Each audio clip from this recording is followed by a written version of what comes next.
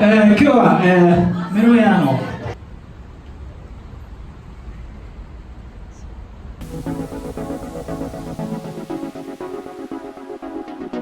メローイヤーっていうこれ大好きな韓国のKインディーズ的な、どっちかというと海とか街の音が入ってるサウンドでなんかこう優しく歌い上げる系のボーカルのね、そのライブ見に行ったの。